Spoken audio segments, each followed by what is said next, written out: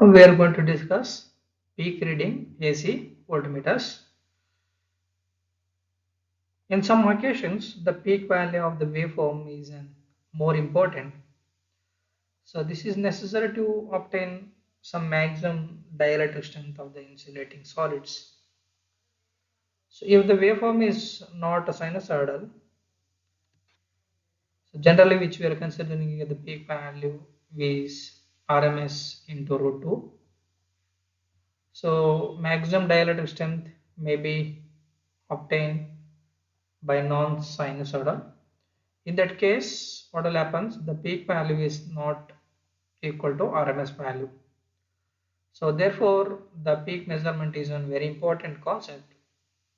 So we have to measure these values. So these are the different type of the measurement. These are the ways for the measurement of peak reading voltmeter, that is a series capacitance peak voltmeter.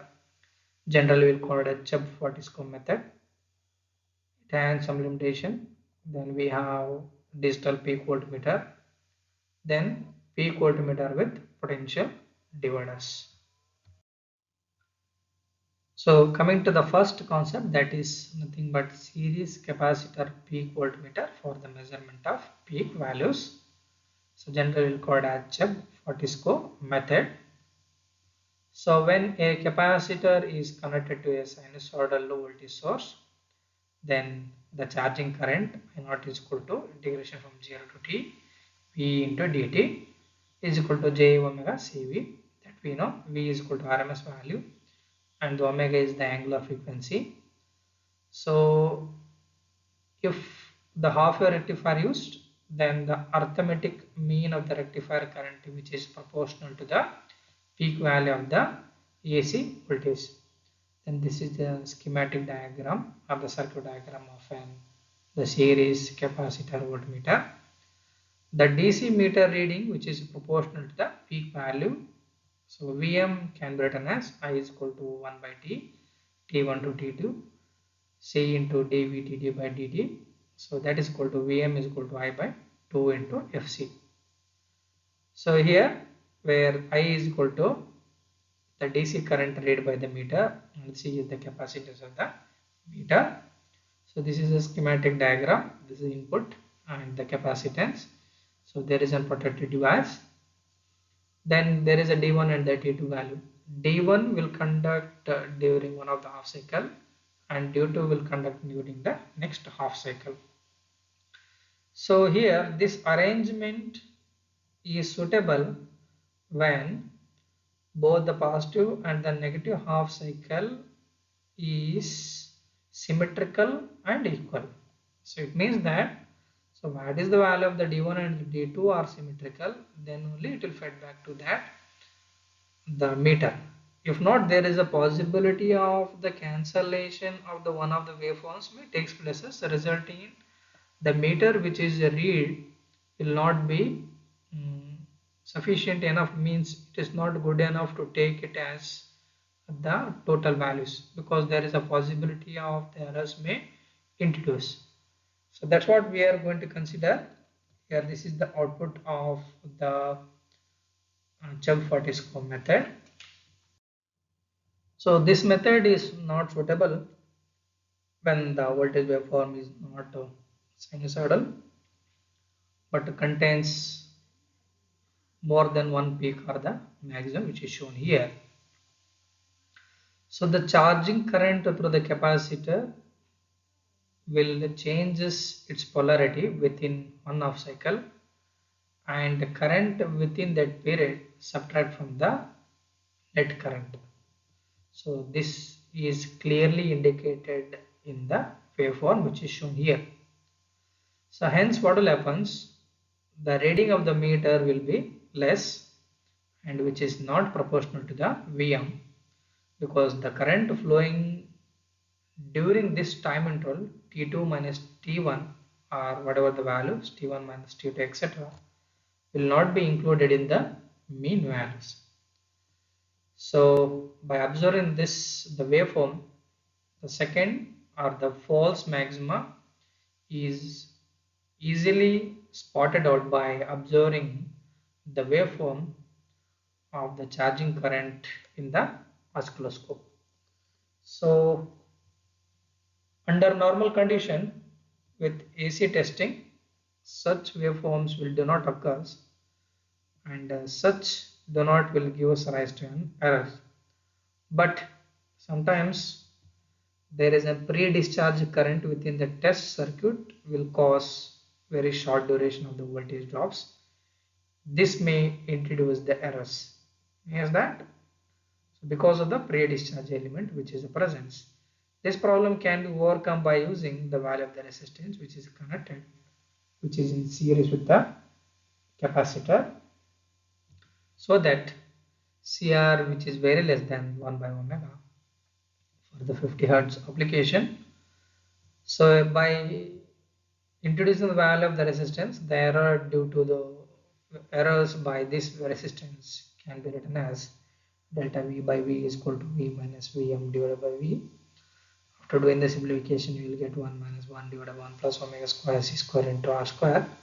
So where V is nothing but the actual value, Vm is nothing but the measured value. So before determining the error, we should know the angular frequency so that we can be able to identify the errors by introducing the value of the resistance. So then coming to the what are the different sources that will contribute the errors in the series capacitor peak voltmeter is, first one is the effective value of the capacitors being different from the measured value of the C.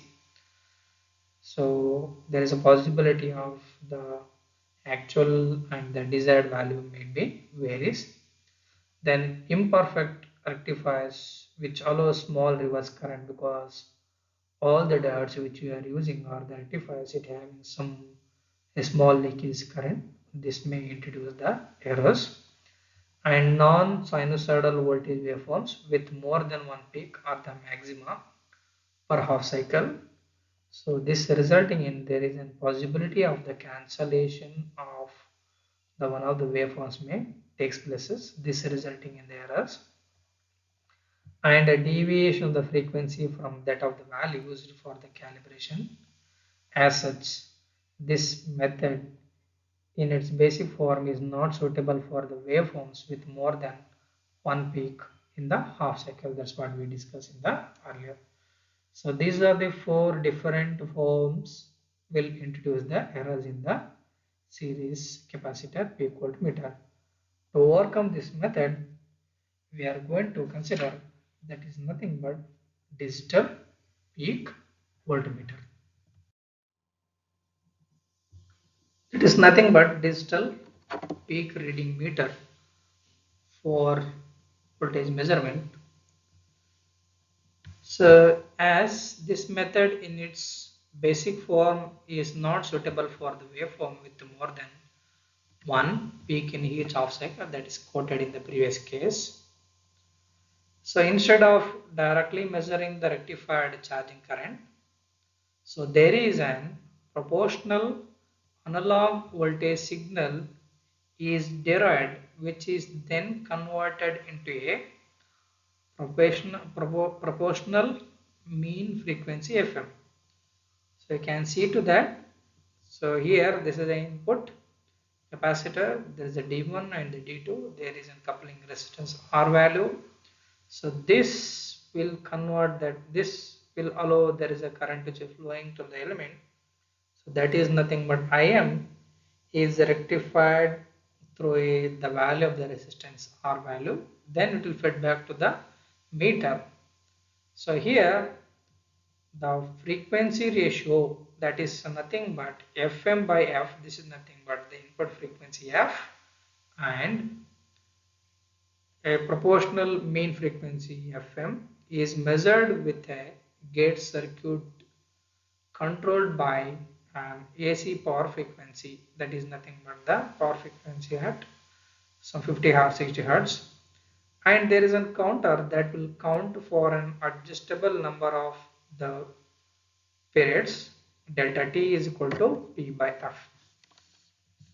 So what is the P is nothing but the constant of the instrument, and F is nothing but the supply frequency.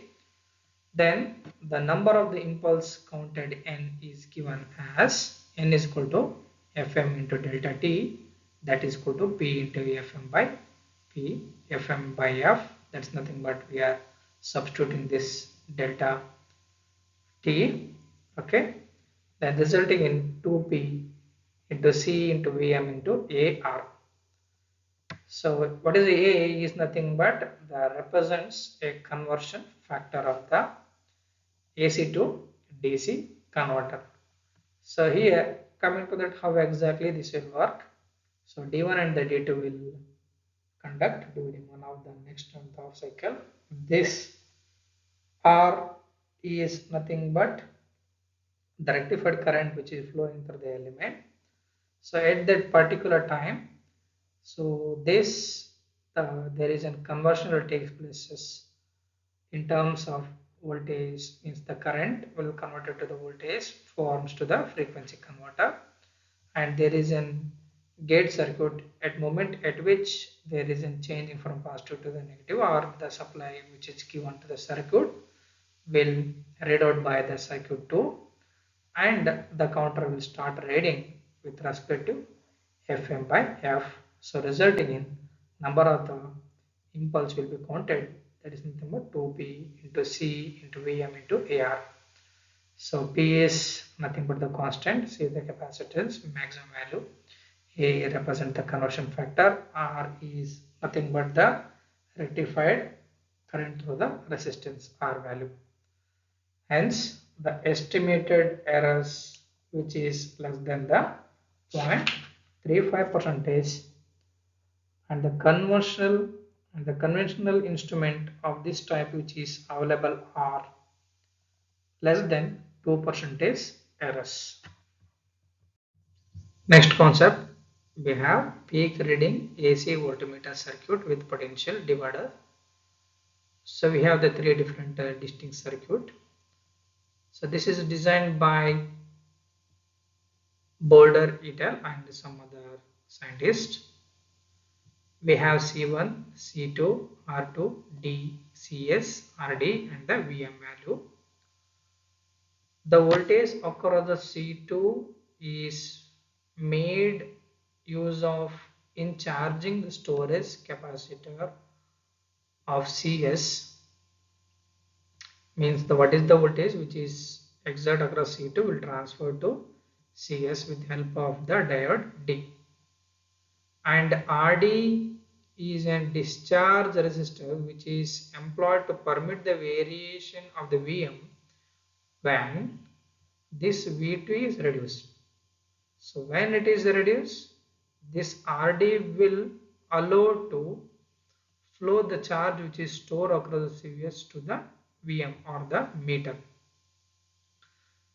So hence the indicating meter, it may be of electrostatic voltmeter or high impedance VDVM meter. So here you can see to that C2 will transfer to the CS value with the help of the D. There is a coupling resistance R2.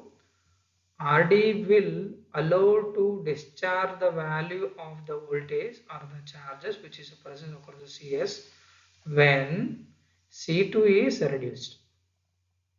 And the CS and RD is designed of about 1 to 10 seconds is depending upon the value of the discharge time constant.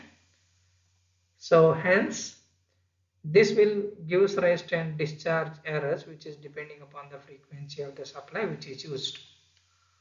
To compensate for these charging and the discharging errors, the resistance errors due to the resistance, there is some modification is done in the above figure, which you can see to that the CS which is divided into two sections, and there is a D diode, okay, we have across the measuring branch, and there is an equalizing the branch.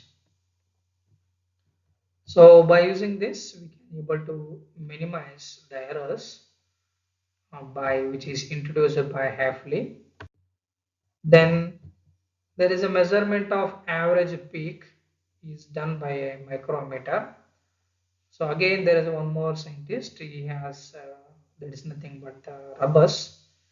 He has done a modification to compensate the charging errors, which is given at this circuit.